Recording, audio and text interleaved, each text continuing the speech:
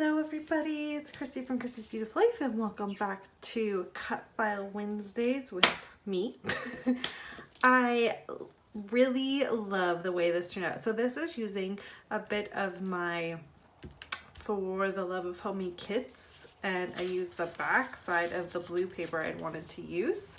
And then I went ahead and just used a bunch of embellishments and got it all done. When I was doing my Freeze Friday last week, I was saying how much I loved these photos and I had put them on this tissue paper and I didn't know where to go with it. And then when I laid it on this beautiful paper right here, and I'm like, oh, that totally works.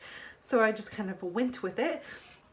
And then for my cut file is I have this hexagon cut file. Now, originally there was a saying right here and something down at the bottom, like an inspirational something. And I had planned on using it. However, it didn't, I think something like follow your heart or something like that. But it just didn't work. So what I ended up doing is I just used the hexagon. So I cut it so it's just a little strip there, and then I went ahead and did some stitching in pink so it had the nice contrast there. The blue works with the fact that my daughter is in a blue car seat. And I just kind of played around and then added a bunch of little random stuff. I got a few of the chipboard stickers used up. So I got the crown and all 4 of the stars. I also got this follow your heart.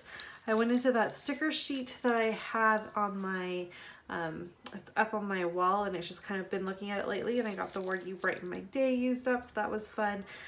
I got the word good stuff used up from that sticker sheet I wanted to get used up, and then I just made a title with that. So much good stuff in such a small girl.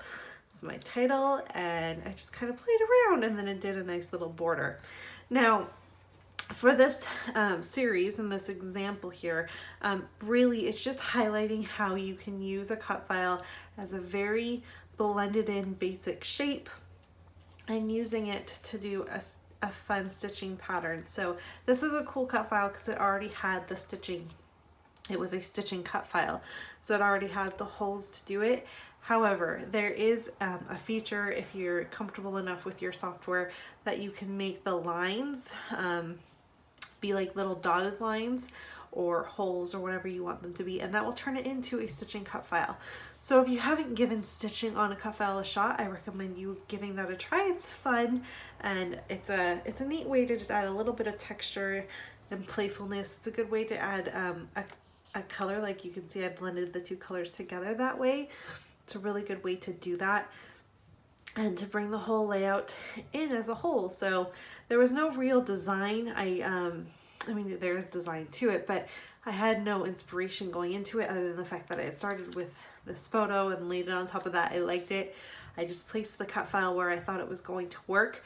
I did cut the cut file so that it overlaid on top of the pattern paper, because this part's underneath it, this part's on top of it, so it has a nice little overlay. And then because I covered it with my photo and everything, you can't actually see where I cut it. That's something to keep in mind when you're doing layers, is some things you want tucked underneath, some things you want on top. Think about how you can make that work, and then if you do something like cut it, what you can cover it up with so that it all works well for you. And then the photos are just of my daughter just being really cute. She was stole my sunglasses one morning while we were probably waiting to drop Jackson off at school, and she just looked really cute. And she is super cute, but she was just a little tiny thing back then. So it's fun to document these cute little snapshots of her still, because she's growing up so quickly, and she's not my little toddler anymore. She's definitely turning into a girl. So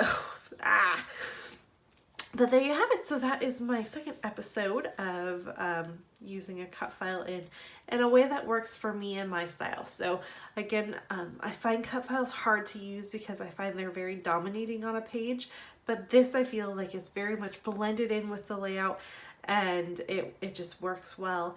The focus is still on the photos and all of that, and the cut file is a secondary feature versus a primary one, which that's my struggle with cut files, is I find that they become the primary feature, and I don't always want that on my layout. If you have any questions or comments, I'd love to hear from you. I always like to see everything that you have to say. And as always, thank you so much for watching, and I will see you again soon with some more projects. Thanks so much for watching. Bye.